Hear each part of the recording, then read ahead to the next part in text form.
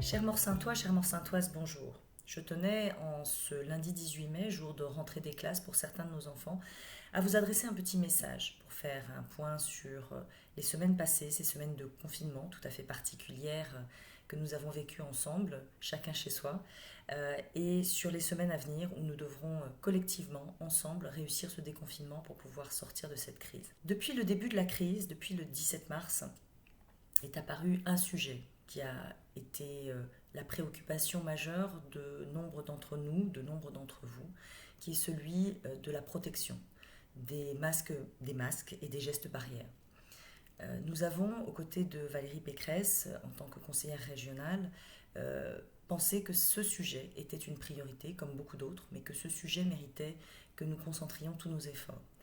C'est ce que nous avons fait, puisque en commandant, en achetant, en distribuant plus de 20 millions de masques aux communes, aux professionnels de santé, aux EHPAD, aux pharmacies, c'est-à-dire aux habitants, aux malades, aux commerçants en activité, aux commerçants qui reprennent leur activité, aux entreprises en activité, à celles qui reprennent leur activité, aux voyageurs des transports en commun.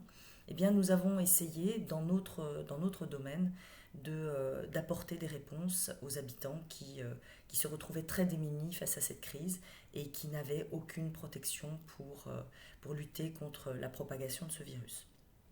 À titre personnel, j'ai sur le territoire de Cœur-d'Essonne agglomération livré près de 250 000 masques, dont 4 200 masques que j'ai adressés à Madame le maire de Morsang-sur-Orge, plus les masques qui ont été distribués dans les pharmacies, aux commerçants et à tout le monde, et naturellement aussi dans les gares.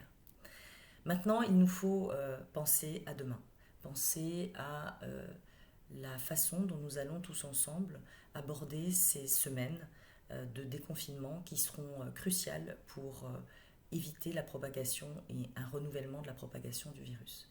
Pour ce faire, avec des bénévoles, nous avons fabriqué des masques en tissu selon les normes AFNOR et nous avons fait un choix particulier, certes, mais qui était de faire des masques pour enfants. Pourquoi? Tout simplement parce que dans le commerce, vous ne trouvez pas de masques pour enfants. Il n'y a que des tailles adultes. Et nous a semblé essentiel, dans un contexte non pas de complot, mais un contexte de doute, de pouvoir protéger nos enfants qui aujourd'hui sont fragiles, dont on nous a dit qu'ils n'étaient pas, sujets au virus et dont on se rend compte qu'ils sont aussi sujets au virus.